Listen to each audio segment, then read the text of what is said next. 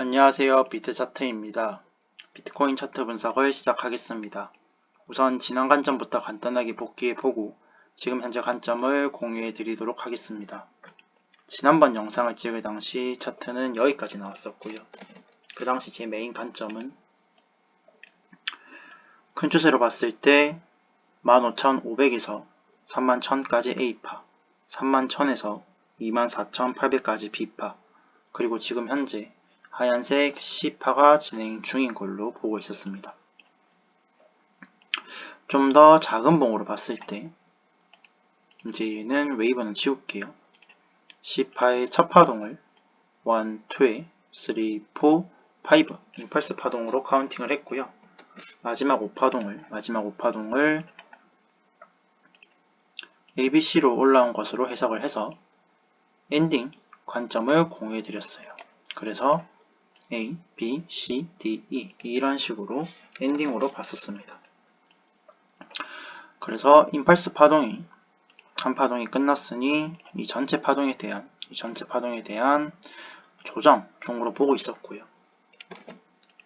1시간 봉으로 봤을 때 지난번 영상을 찍을 당시 차트가 이 빨간 음봉이 진행이 되고 있었던 걸로 기억을 하는데 이쯤에서 한 파동이 끝난 것 같다라고 말씀을 드렸어요. 그 근거로 618까지 차트가 떨어졌고 조정이 618까지 왔고 그 당시 비트 같은 경우에는 세부 카운팅은 헷갈리지만 이 주황색 추세선에서 정확하게 지지가 나오고 저항을 받은 거를 보니 마지막 파동이 익스펜딩으로 나온 게 아닌가라고 말씀을 드렸습니다. A, B, C, D, E 이런 식으로. 그리고 이더 차트를 참고했을 때 이제 지난번 영상을 찍었을 때가 이더 같은 경우에는 차트가 정확히 여기까지 나왔었는데 자세하게 작태를 해보면 차트가 여기까지 나왔었어요. 이더를 참고해보면 이더 같은 경우에는 이렇게 초록색 추세선으로 익스펜딩이 나온 것 같고 그래서 이 초록색 추세선에서 반등이 나왔고 그리고 이 앞파동을 봤을 때는 1시간 봉으로 볼게요. 이 앞파동을 봤을 때는 여기서 1, 2, 3, 4, 5 이렇게 임펄스 파동이 나왔는데 마지막 파동이 ABC로 떨어져서 엔딩 A, B, C, D, E 이런 식으로 엔딩이 나온 것 같다라고 말씀을 드렸어요. 그러니까 이 하얀 추세선 하단에서 정확히 지지 자세하게 보여드릴게요. 뚫렸다가 올라오면서 지지가 나왔고요. 이 초록 추세선에서도 반등이 나온 걸로 봐서 한 파동이 끝난 걸로 봤었어요. 그래서 이더를 참고했을 때 비트가 끝난 것 같다라고 말씀을 드렸고요. 실제로 차트가 나와보니 비트 같은 경우에는 한 파동을 더 내렸죠. 한 파동을 더 내리면서 1시간 봉으로 봤을 때 가격은 내려왔는데 RSI는 올라가는 1시간 봉 상승 다이버전스가 컨펌이 나면서 어느 정도 추세 전환이 됐습니다. 어느 정도 됐어요. 이더 같은 경우에는 비트가 한 파동 더 내려오지 못하고 반등이 나왔습니다. 그러니까 이더는 엔딩이 맞는 것 같고요. 비트 같은 경우에는 한 파동 더 내려왔지만 익스펜딩 엔딩으로 끝난 게 맞는 것 같아요. 지금 현재로서. 그래서 실제로 매매는 지난번 말씀드렸던 것처럼 이더 한 이쯤에서 롱 포지션 들어갔다고 말씀을 드렸고요. 30분 봉으로 봤을 때 이 부분에서 과매도 부분에 들어왔는데 음봉으로 빠질 때 여기서 조정을 줄 수도 있겠다라고 생각을 했어요. 그 이유가 이더 같은 경우에는 15분봉으로 봤을 때 첫 파동이 명백하게 ABC로 올라왔습니다. 그래서 ABC A, ABC B 이렇게 ABC C, C가 여기서 끝났을 수도 있겠다라고 생각을 했고요. 그리고 지금 현재 보시듯이 이 주황 추세선 여기랑 여기를 이은 추세선 상단에서 저항이 나오는 것을 보고 그리고 15분봉으로 봤을 때 이 초록봉이랑 이 빨간봉 가격은 올랐는데 RSI가 내려오는 15분봉 하락 다이버런스가 컨펌이 나면서 추세 전환이 어느 정도 될 수 있겠다라고 생각을 했습니다. 하지만 반익절을 안 하고 그대로 들고 있었어요. 결과론적으로는 여기까지 떨어졌으니까 반익절을 하는 게 더 좋았죠. 여하튼 반익절을 하지 않은 이유는 저는 지금 현재 이더 같은 경우에는 이런 식으로 보고 있어요. 노란색 B파가 진행 중인 걸로 보고 있는 거죠. 그렇게 봤을 때 지금 현재 반등 사이즈는 너무나 작아요. 236도 찍지 못했어요. 반등이 작게 나오는 경우 38이 찍고 떨어질 수 있지만 보통은 0.5까지는 나오거든요. 근데 지금 현재 236도 못 찍었기 때문에 여기서 반익절하기에는 조금 아깝다라는 생각이 들었습니다. 그래서 좀 더 올라오면 반익절을 하려고 익절을 전혀 안 했어요. 그래서 매매는 안 했죠. 최소한 이 하얀색 상단 추세선을 뚫고 올라오면 최소한 그때쯤이지 반익절을 고민을 해볼 것 같아요.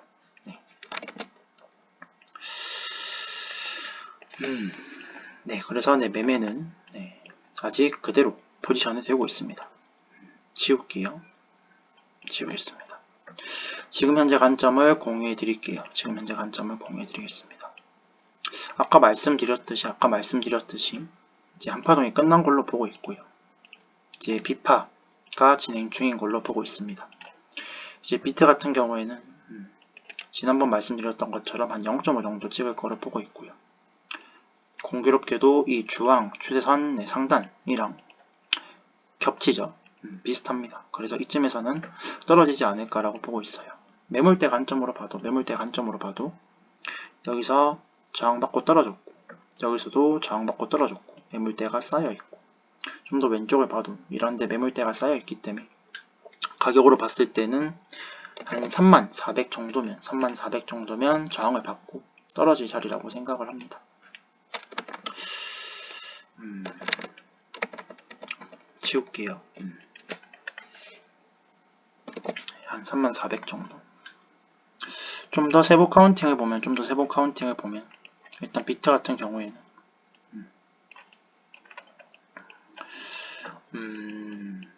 추세가 코인베이스로 잠깐 볼게요. 이제 코인베이스로 봅시다.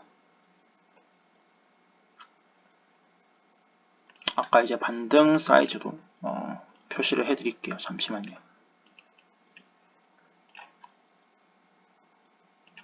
아까 한 0.5 정도였으니까 한 3370 정도고요. 좀 더 이제 작은 봉으로 봤을 때 지금 현재 하얀색 추세선을 보고 있어요. 익스펜딩으로 하나를 보고 있습니다. 그러니까 A, B, C, D, E 이런 식으로 하나를 볼 수도 있을 것 같아요. 거래량은 좀 안 맞아요. 맞습니다.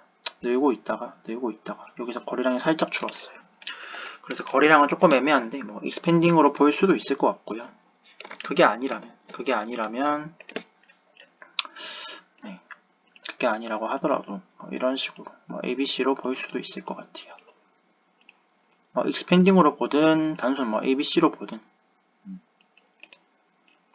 전체 파동에 대한 되돌림 아직 0.5를 못 찍었는데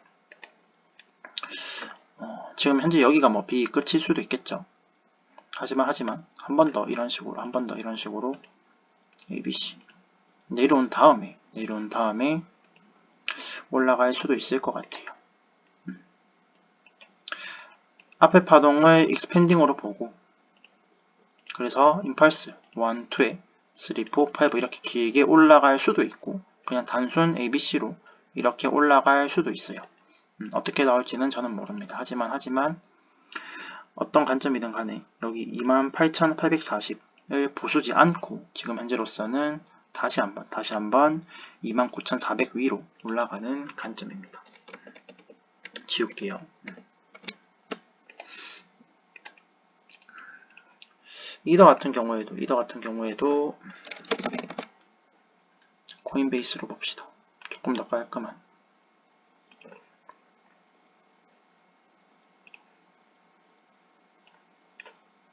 일단 전체 파동에 대한 되돌림 0.5 정도 되는 부분 1930이고요. 여기는 꽤나 저항을 받고 떨어질 만한 자리라고 생각을 합니다. 매물대가 있어요. 1시간 봉으로 보여드릴게요. 좀 더 확대해서. 저항받고 떨어졌죠. 여기서 빨간 봉으로 떨어졌죠. 매물대가 있습니다. 저항을 받은 자리예요. 뚫으니까 올랐고 뚫으니까 떨어졌습니다. 저항받은 부분 있죠. 여기도 저항받았고요. 뚫으니까 올라갔습니다. 돌리니까 급락을 했고요. 뚫었다가 급락을 했습니다. 그러니까 한 1930 정도면 여기서도 저항받았고 여기서도 저항받은 부분이 있으니까 매물대 관점으로 봤을 때 저항을 받고 떨어질 만한 자리라고 생각을 합니다. 그리고 좀 더 이제 세부 파동을 봐도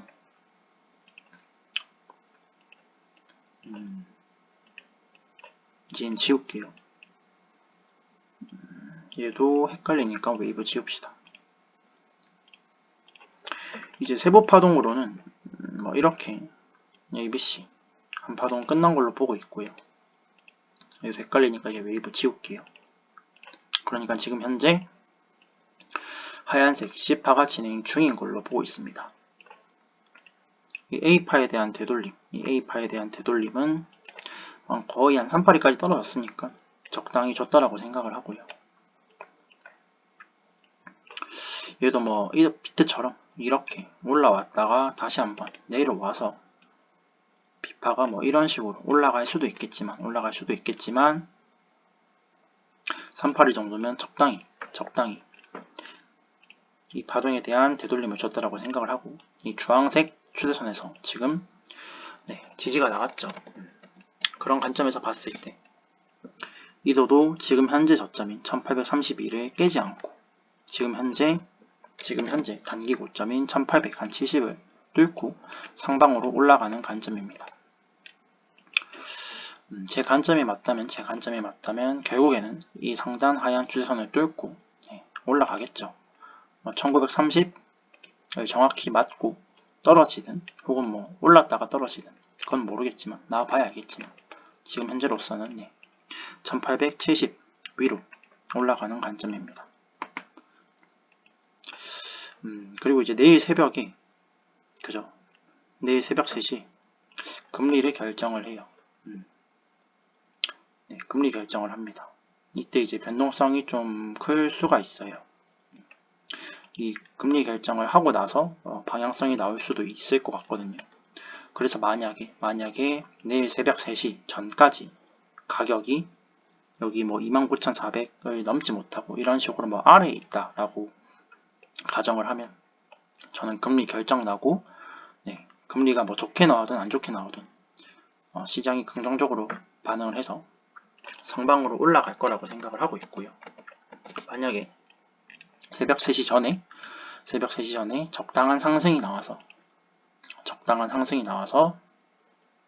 가격이 한 0.5 정도 찍었다라고 판단을 한다면 금리가 결정 나고 나서는 시장이 안 좋게 반응을 해서 이런 식으로 떨어지지 않을까 기대를 하고 있습니다. 뭐 이거는 뭐 나와봐야 아는 거니까요. 저는 그냥 그렇게 생각을 하고 있고요.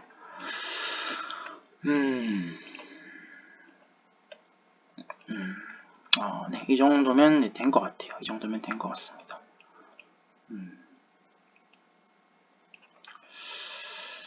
정리를 한번 해드릴게요. 해드리겠습니다. 정리 전에 잠시만요. 댓글에 나스닥 한번 받으려고 하신 분이 계셔가지고 네, 주봉으로 한번 봐달라고 하시더라고요.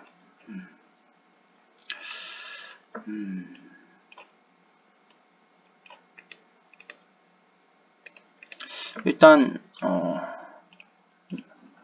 저는 비트코인 차트만 네, 분석을 했어요.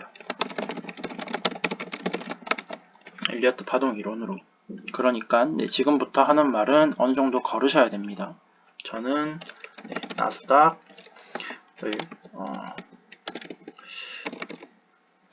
나스닥 매매도 안 했고 분석도 안 해봤어요. 그래서 네, 걸으셔야 돼요. 그리고 엘리어트 파동 이론은 처음부터 다 카운팅을 해야 됩니다. 세부 카운팅까지 다 해야 돼요. 근데 지금 이제 분석을 할 거는 그냥 큰 추세로만 대충 볼 거예요. 그러니까 그냥 걸러서 들으시면 돼요. 걸으셔야 됩니다. 월봉으로 볼게요. 추세가 가장 가파르죠. 네, 3파 같아요. 제가 언제 한번 카운팅을 했었나 보네요. 뭐 이런 식으로.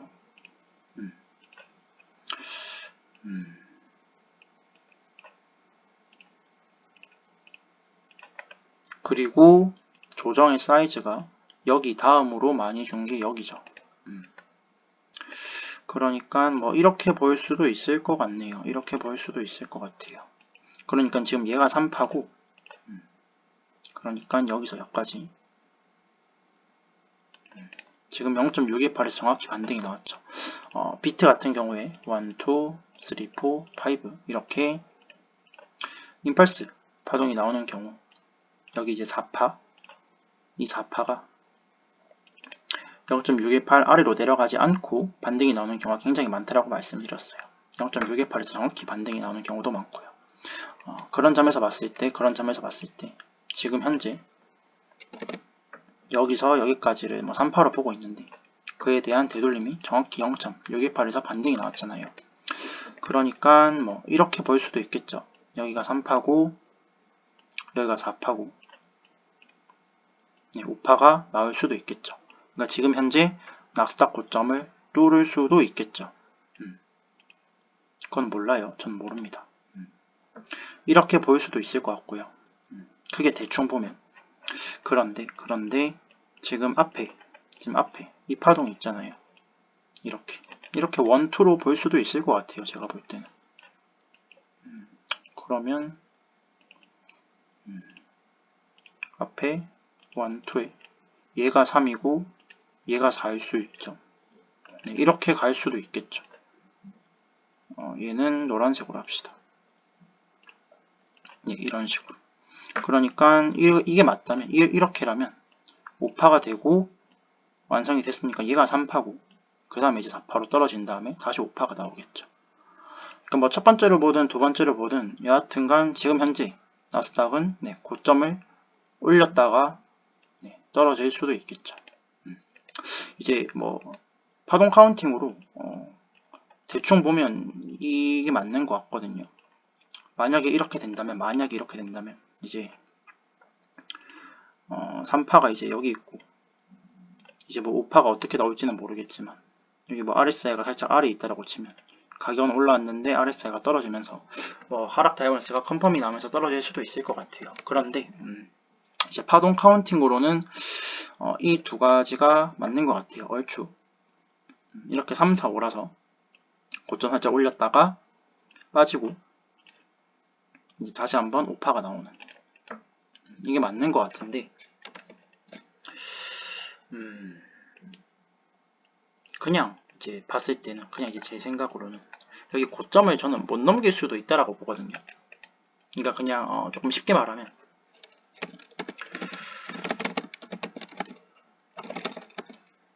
그러니까 저는 하락 관점이 커요. 그러니까 하방이 좀 더 맞다라고 봐요. 상방보다는. 그러니까 이렇게 날아가는 것보다는 네, 떨어질 가능성이 더 높다라고 보는 게 저는 이제 경기 침체가 올 거라고 보고 있거든요. 제가 뭐 엄청 똑똑하고 뭐 아는 게 많아서 그런 게 아니고요. 저 아는 거 없어요.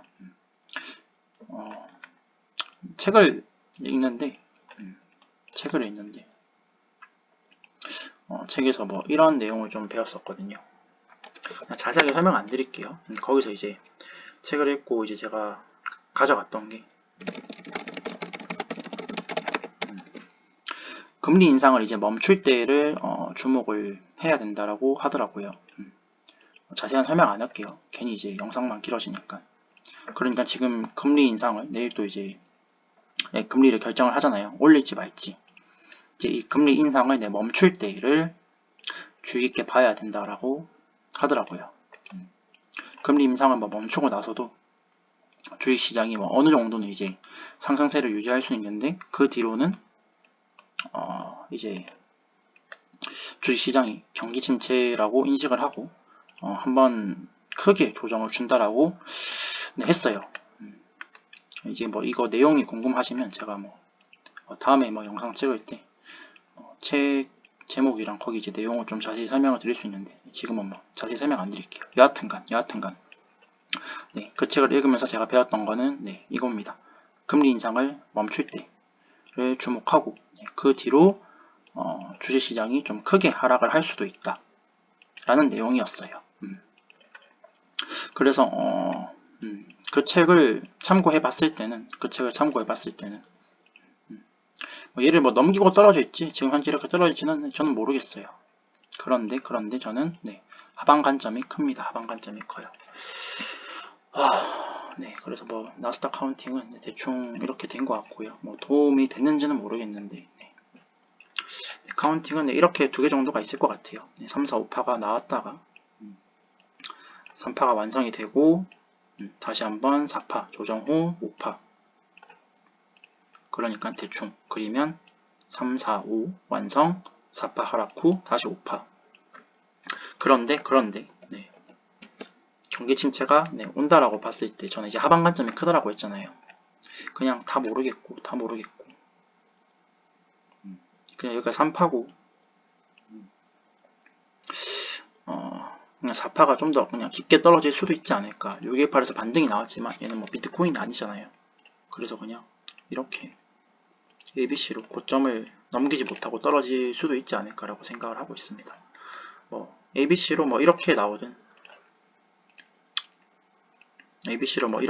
고점을 넘기지 못하고 고점을 뭐 살짝 넘겼다 빠지든 간에 여하튼 저는 주식시장이 크게 한번 하락을 할 거를 기대를 하고 있습니다.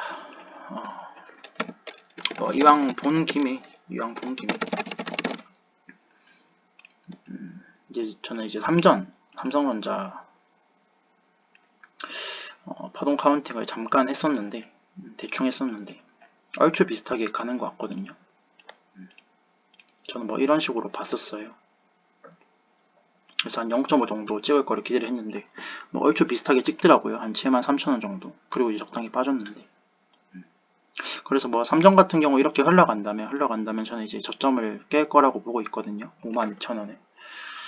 그래서 뭐 깨게 된다면 그래서 깨서 한 4만원 정도 주게 된다면 가격이 뭐 한 이 정도 내려오게 된다면 저는 되게 좋은 기회라고 생각을 하고 그때는 좀 크게 들어가도 되지 않을까 기대를 하고 있습니다. 이것도 걸러 들으셔야 돼요. 걸러 들으셔야 됩니다. 그냥 뭐 이렇게 적당히 떨어졌다가 뭐 날아갈 수도 있어요. 그냥 저는 4만원대 오면 산다 라는 생각으로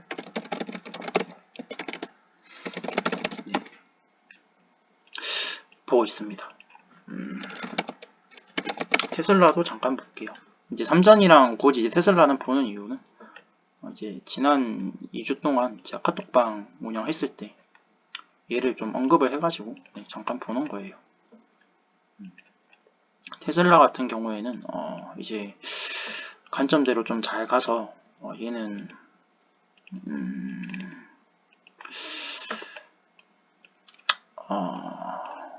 관점대로 어느 정도 갔거든요. 그래서 테슬라는 지금 현재 뭐 이렇게 가지 않을까 기대를 하고 있습니다. 주봉으로 봤을 때 지금 하락 다이버넌스가 컨펌이 났거든요. 잠시만요. 여기서 하락 다이버넌스가 컨펌이 났어요.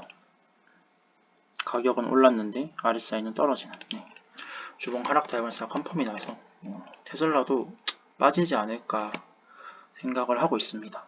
뭐 솔직히 여기 저점을 깰지는 모르겠어요. 100달러 초반을 여기는 안 깰 것 같긴 한데 그래도 한 0.5까지는 떨어지지 않을까 보고 있어요. 0.5면 한 200달러 정도 되거든요. 200달러 초반. 그래서 뭐 테슬라도 200달러 초반 이 가격이면 싼 가격이라고 네, 저는 생각을 해요. 저는 뭐 좋은 기업이라 생각하기 때문에 여기에서 뭐 사도 좋을 것 같고 저점을 깨게 된다면 100달러 초반 깨면 뭐 더 좋을 것 같아요. 뭐 이때는 좀 더 크게 들어갈 수 있겠죠. 뭐 여하튼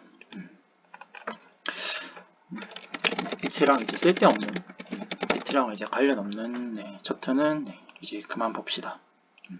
이 정도면 된 것 같아요. 걸러 들으셔야 돼요. 방금 제가 했던 말들은 걸러 들으셔야 됩니다. 참고만 하셔야 돼요. 저는 주식 같은 경우에는 엘리어트 파동 이론을 보고 매매를 한 적이 없습니다. 뭐 매수 매도를 뭐 한 적은 있는데 뭐 나스닥 차트를 보고 한 적이 없기 때문에 신뢰도가 매우 낮아요. 정리를 한번 해드릴게요. 정리를 한번 해드리겠습니다. 일단 비트코인 같은 경우에는 지금 현재 31,800에서 시작한 파동이 28,800까지 끝났다고 보고 있고요. 그래서 지금 현재 노란색 비파가 나올 거를 기대를 하고 있습니다. 그리고 노란색 비파는 한 3,300이나 3,400 정도 이쯤까지 올랐다가 다시 한번 하락을 할 거를 기대를 하고 있어요. 그러니까 지금 현재 단기 저점으로 보고 있는 거죠. 여기를 단기 저점으로 보고 있는 겁니다. 좀 더 이제 작은 봉으로 봤을 때, 좀 더 작은 봉으로 봤을 때는